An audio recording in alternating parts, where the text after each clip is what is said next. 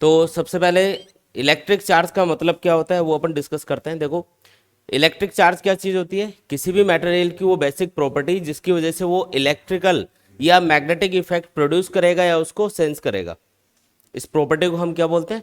Electric charge. अगर किसी भी ऑब्जेक्ट पे इलेक्ट्रिक चार्ज है तो वो क्या क्या कर सकता है?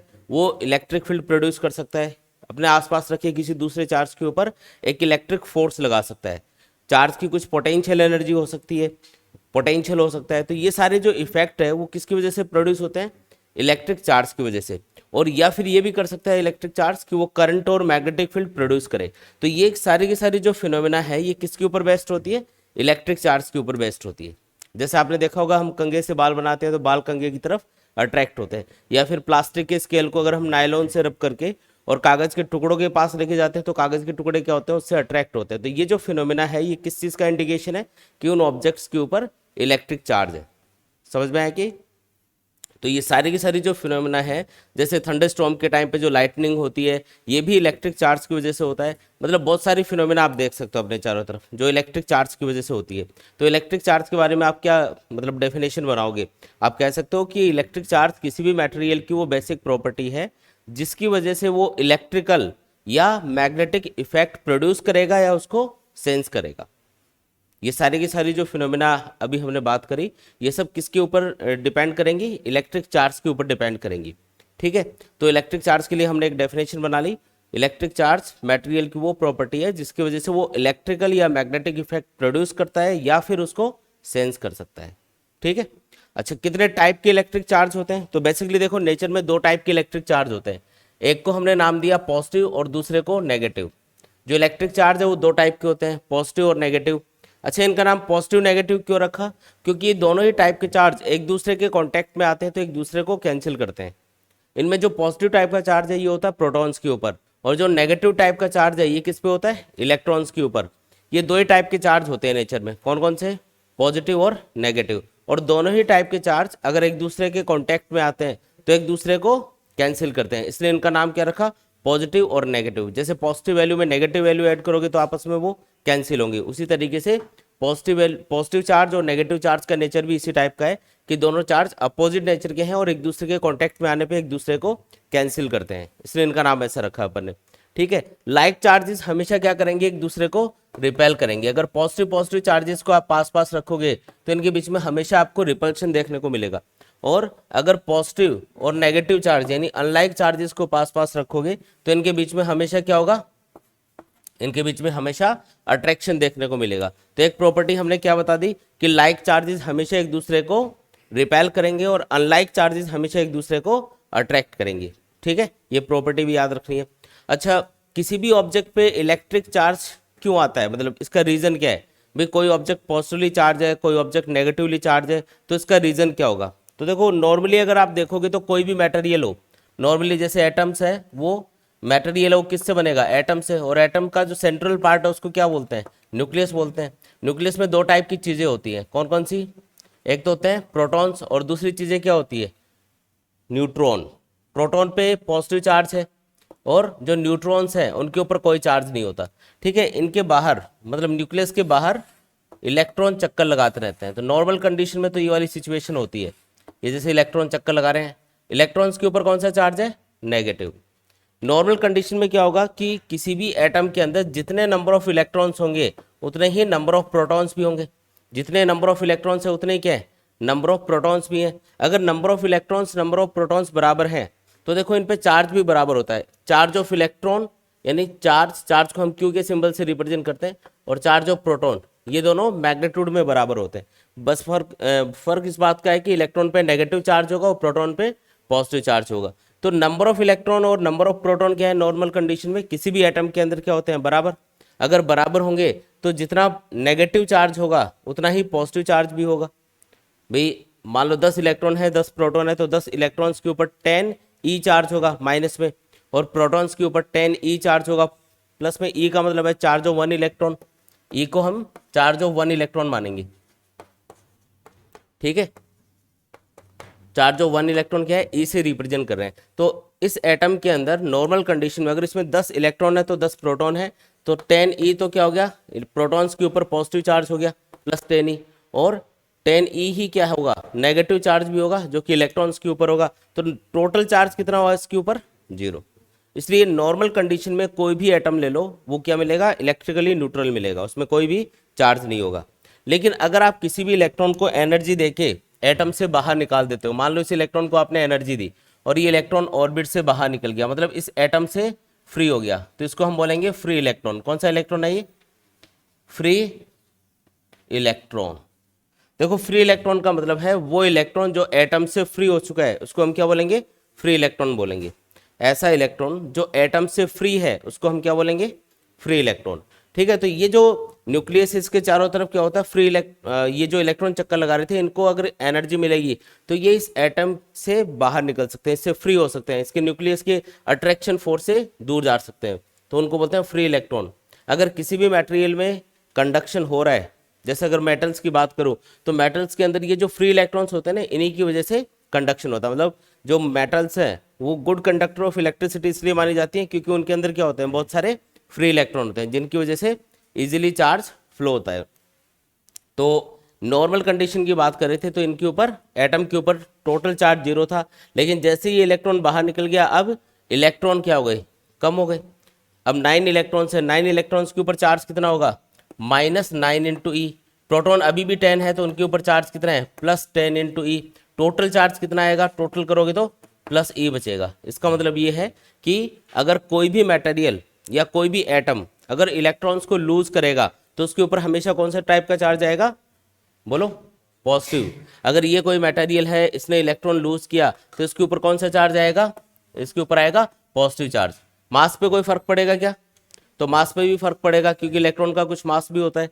इलेक्ट्रॉन का मास आपको याद रखना है, मास ऑफ इलेक्ट्रॉन होगा 9.1 इंटू 10⁻⁻31 किलोग्राम। और चार्ज ऑफ इलेक्ट्रॉन कितना होता है, ई से जिसको रिप्रेजेंट करते हैं 1.6 इंटू 10⁻⁻19 कूलम।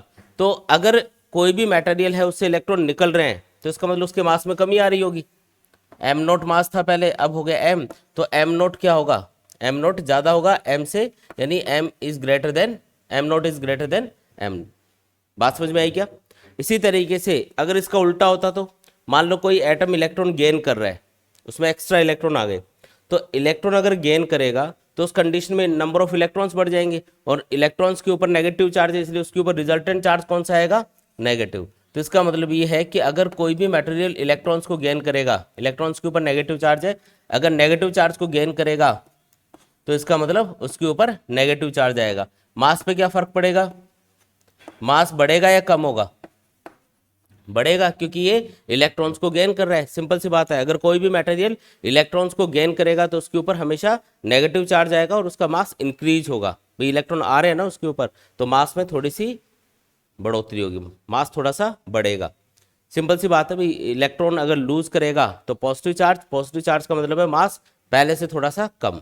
ये 1 मार्क्स वाला क्वेश्चन है आपका बोर्ड का कि एक ऑब्जेक्ट है उसमें इतने इलेक्ट्रॉन हमने निकाल लिए, तो बताओ उसके मास पे क्या फर्क पड़ेगा और उस पर कौन सा चार्ज आएगा। तो टाइप ऑफ चार्ज कौन सा होगा, अगर इलेक्ट्रॉन निकाले हैं तो पॉजिटिव, और मास में क्या होगा, डिक्रीज होगा, मास क्या होगा, थोड़ा सा डिक्रीज होगा। ये अलग बात है कि मास में कोई बहुत बड़ा चेंज नहीं आएगा कि बहुत ज़्यादा ही कम हो गया या बहुत ज़्यादा ही बढ़ गया, क्योंकि इलेक्ट्रॉन का मास क्या है, बहुत ही कम होता है, तो कोई ज़्यादा फर्क नहीं पड़ता है इतना, है ना, कि उसके मास में बहुत ज़्यादा कमी आ गई या बहुत ज़्यादा मास बढ़ जाता है, क्योंकि आप देख रहे हो कि मास ऑफ इलेक्ट्रॉन क्या है, बहुत ही छोटी वैल्यू होती है।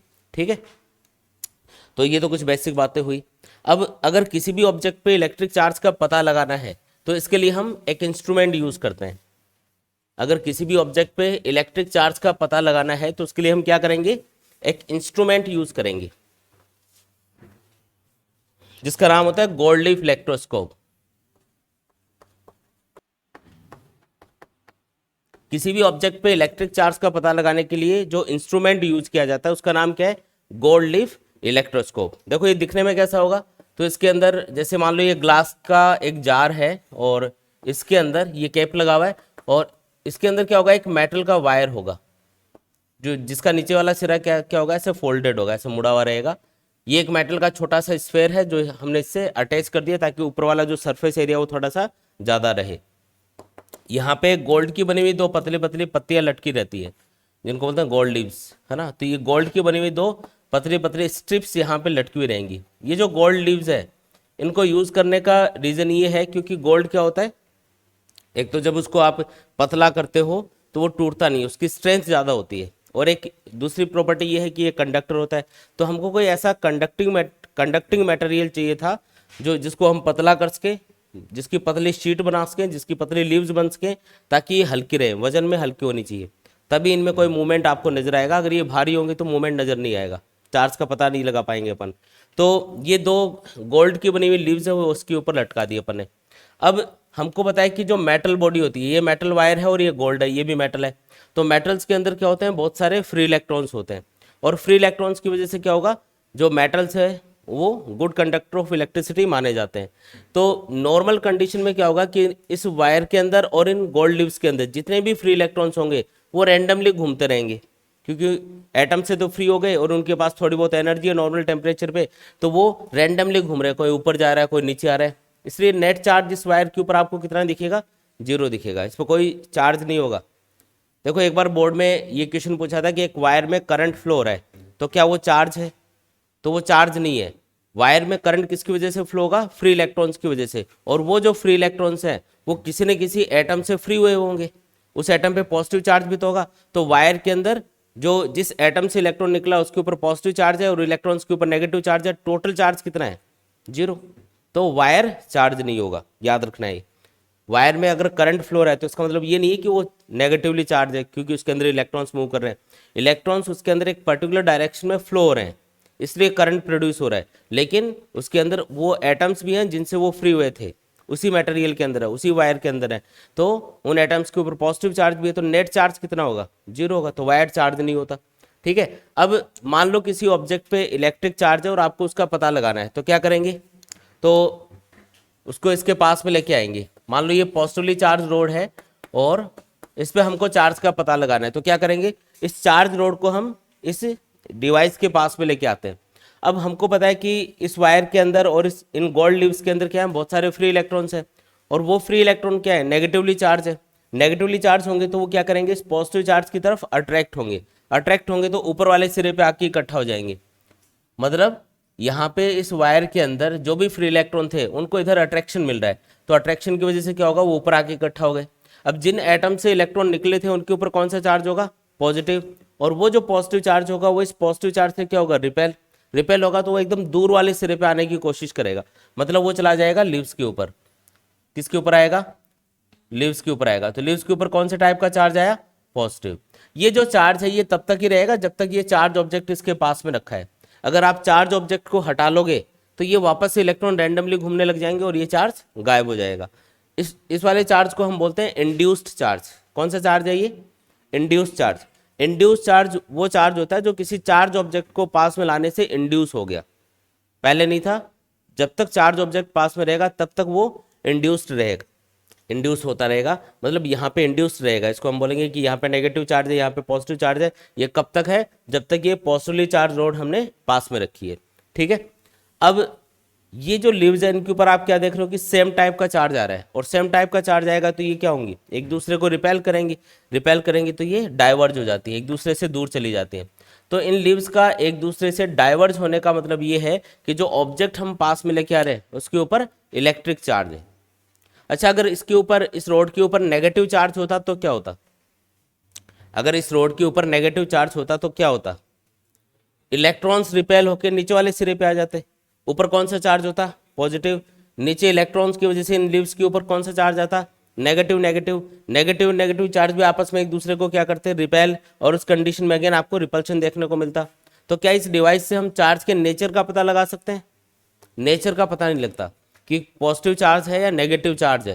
भाई इस रोड के ऊपर पॉजिटिव चार्ज है या नेगेटिव चार्ज है इसका नहीं पता चलेगा, क्योंकि दोनों ही कंडीशन में ये जो लीव्स है ये क्या होती है, रिपेल होती है। हाँ, एक स्पेशल कंडीशन में आप उसका पता लगा सकते हो, अगर आपने पहले से इसको, ये जो डिवाइस है इसको चार्ज कर रखा है, मान लो इसको आपने पॉजिटिवली चार्ज कर रखा है, इसको कुछ पॉजिटिव चार्ज दे रखा है इस रोड को और इन लीव्स को, तो ये पहले से थोड़ी सी डाइवर्ज रहेंगी। अब ये जो पॉजिटिव चार्ज इस रोड के ऊपर होगा ये आपको पता भी होना चाहिए कि इसके ऊपर पॉजिटिव चार्ज है और उसकी वजह से ये लीव्स क्या हैं, डाइवर्ज हो रही हैं। अब अगर मैं इसके पास में एक पॉजिटिवली चार्ज रोड लेके आऊँगा, सपोज करो इस वायर के ऊपर क्या है और इन लीव्स के ऊपर क्या है, शुरू से पहले से पॉजिटिव चार्ज है। पहले तो हमने इलेक्ट्रिकली न्यूट्रल लिया था, लेकिन अभी क्या है, इन लीव्स के ऊपर और इस डिवाइस के ऊपर, मतलब इसके ऊपर कौन सा चार्ज है, पॉजिटिव, पहले से ही पॉजिटिव चार्ज है, इस पूरे डिवाइस के ऊपर पॉजिटिव चार्ज है। अब मैं क्या कर रहा हूँ, ये पॉजिटिवली चार्ज रोड इसके पास में लेके आ रहा हूँ। ये क्या करेगी, इलेक्ट्रॉन्स को अट्रैक्ट करेगी, तो इसके अंदर जो फ्री इलेक्ट्रॉन्स है वो अट्रैक्ट होकर ऊपर आएंगे। फ्री इलेक्ट्रॉन अगर ऊपर आएंगे तो ऊपर पॉजिटिव चार्ज क्या हो जाएगा, थोड़ा सा कैंसिल, और नीचे वाले सिरे पे थोड़ा सा और ज़्यादा पॉजिटिव चार्ज आएगा। क्यों, क्योंकि इलेक्ट्रॉन निकल के जा रहे हैं। तो नीचे वाले सिरे पे जो पॉजिटिव चार्ज है वो बढ़ा या घटा, बढ़ गया, तो ये और ज़्यादा डाइवर्ज होंगी। तो ज़्यादा डाइवर्ज हो रही है, इसका मतलब जो इस वायर के ऊपर चार्ज था उसी टाइप के चार्ज की आप रोड पास में लेके आ रहे हो। अगर इस पे पॉजिटिव चार्ज है तो आप पॉजिटिवली चार्ज रोड पास में लेके आ रहे हो। अच्छा, अगर नेगेटिवली चार्ज रोड पास में लेके आते तो क्या होता, तो इलेक्ट्रॉन्स रिपेल होके नीचे आ जाते। नीचे ये पॉजिटिव चार्ज क्या होता है, उससे कैंसिल होता है, तो चार्ज में क्या आती, कमी आती, तो ये कम रिपेल होती, तो थोड़ा सा पास आ जाती। पहले इतना डाइवर्ज हो रही थी, अब थोड़ा कम डाइवर्ज होंगी। समझ में आ रहा है, मतलब इनमें जो रिपल्शन था वो पहले ज़्यादा था, और अगर कुछ इलेक्ट्रॉन्स के नीचे आने की वजह से वो पॉजिटिव चार्ज कैंसिल हो गया इनके ऊपर, तो रिपल्शन क्या होगा, थोड़ा कम, तो ये कम डाइवर्ज होंगी, थोड़ा सा पास आ जाएंगे। तो वो किस चीज़ का इंडिकेशन होगा कि इस वायर के ऊपर और इन लीव्स के ऊपर जो चार्ज है उसके अपोजिट टाइप का चार्ज हम इसके पास में लेके आ रहे हैं। जैसे इस पर पॉजिटिव चार्ज है तो ये कौन सा चार्ज होगा, नेगेटिव। तो इस तरीके से आप चार्ज के नेचर का पता लगा सकते हो, लेकिन उसके लिए आपको पहले से पता होना चाहिए कि इस वायर के ऊपर या इस डिवाइस के ऊपर कौन सा चार्ज है, क्योंकि उसकी हेल्प से हम इस पे जो चार्ज है उसको डिफाइन कर सकते हैं कि ये किस टाइप की चार्ज रोड पास में आई होगी।